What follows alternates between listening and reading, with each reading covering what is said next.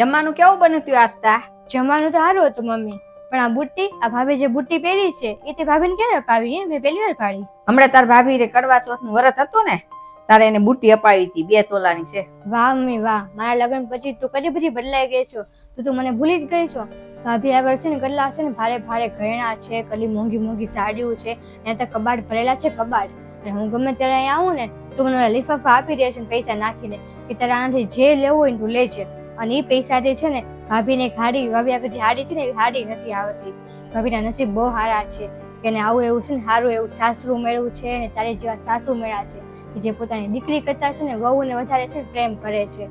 અને મમ્મી, હું તારે આગળ જરા પૈસા માંગુ અહીંયા આવું ને તું મને શું કે અમારે તે ઘર છે, અમારે જવાબદારી છે.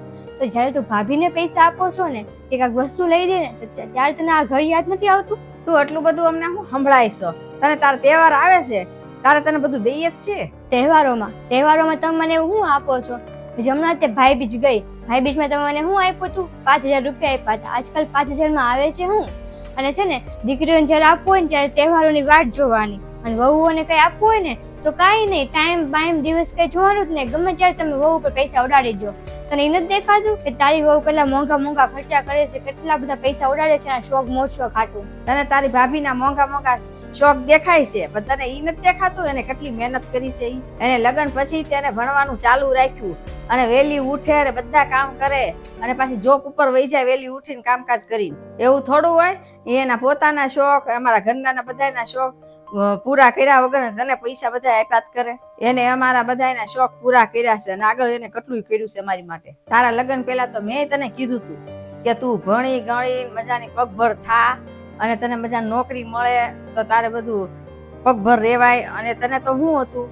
તને તો એવું હતું હું લગ્ન કરું, સારો છોકરો પૈસાદાર મળે અને ઈ મારા શોખ પૂરા કરે. તને એવી આશા હતી. હું શોખ ની વાત કરો છો મમ્મી? મારા શોખ તો મારા પિયરમાં પૂરા ન છે ને મારા સાસરામાં પૂરા ન થયા.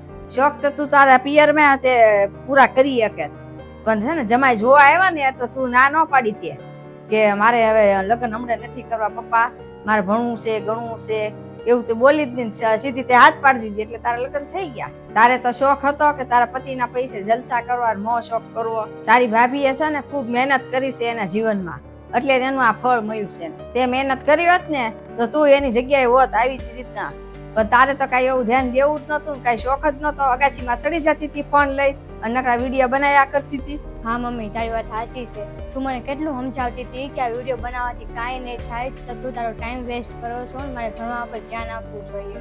અને મેં ભણવા પર ધ્યાન ન આપ્યું, એ મારી સૌથી મોટી ભૂલ હતી. પણ મમ્મી, એક વાત સાચી છે કે તે મને છે ને રસોઈનું બહુ સારું શીખવાડ્યું છે, રસોઈ કરતા સારી શીખવાડી છે.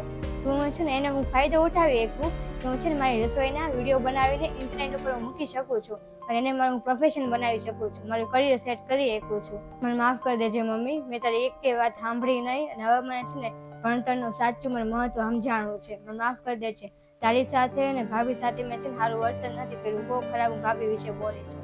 હવે ત્યાં હું નહીં કરું. હા, ઈ તો તે બહુ સારું વિચાર્યું. હવે તું ફટાફટ છે ને કામ શરૂ કરી દે અને વિડીયો બનાવવા માંડ અને રસોઈને બધા બનાવજે વિડીયો. અને રસોઈમાં છે ને તારે મારી જરૂર પડે ને તો તું મને કહેજે, હું તારી મદદ કરીશ. અને તું તે છે ને તારી ભાભીની જેમ પગભર થઈ જા.